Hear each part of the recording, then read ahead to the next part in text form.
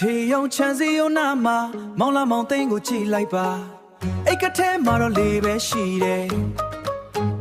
ဒါပေမဲ့ပါစက်ကတော့ကွမ်းသွေးရဲနဲ့ဟေ့လူကွမ်းတရလောက်ချွေးစမ်းပါအောင်မျက်နှာလေးကချိုလို့အချောင်းသမားကြီးပေါ်တောင်းစားရတာသူ့အလုပ်တစ်ခုလို့အမျက်နှာလေးကချိုလို့အချောင်းသမားကြီးခုလို့အမြဲတမ်းပါစက်ကဟာနေသည်ငမိုးကရှက်စစ်ထတောင်မြန်သေးတယ်ဘာကူညီရမလဲမမညီမလေးမျက်လုံးကကလေးနဲ့ပူစုံမျက်လုံးလို့နဘူးစရိုက်ကတော့ထားနေဗျာစကားပြန်ပေးဖို့ဆိုရှာကအစင်သစ်စကနာဆိုရင်ငမိုးကသူ့ရဲ့ကောင်းကြီးပေါ်ဟင်းငမိုးရေကွမ်းရလေးတစ်ဖက်လောက်ငမိုးကတော့ပြန်မေးတယ်မင်းမပါသလားသူများဆိုရှယ်စားကိုဟာဆိုဝက်ထားစက်ရုံထဲမှာသူ့တန်ကခြေဆုံးအလုံးရှောင်တဲ့နေရာမှာသူကအလဲဆုံးငမိုးလူလေကြီးငမိုးစကားပြန်ငမိုးယောက်ျားလေးတွေအကူကြီးတောင်းရင်ငမိုးကရှုပ်တရက်နာထိုင်သွားတယ်ယောက်ျားလေးတွေအကူကြီးတောင်းရင်ငမိုးကရှုပ်တရက်နာထိုင်သွားတယ်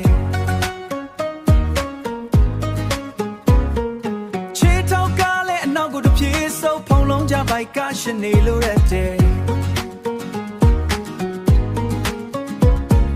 ခြေထောက်ကလည်းနောက်ကိုတစ်ပြေးပြေးစုပ်ဖုံလုံးကြမှာသူကပျောက်သွားတဲ့စူပါဗိုက်ဆာလာရင်တော့ကြွက်လို့ပဲပုံနေတယ်အလုံးရှုပ်ချင်ရောင်ကတော့ဩစကားရာစိတ်ယုံမိုးပေါ်ကနေပူရှင်ကိုတကြောက်တယ်အေးရတဲ့နေရာစုကအမြဲအောင်နေလူကောင်းမှာပဲကွမ်းရပေးရင်ပေါ့နို့မဟုတ်ရင်တော့သူ့ကိုမြင်ဖို့မလွယ်ဘူး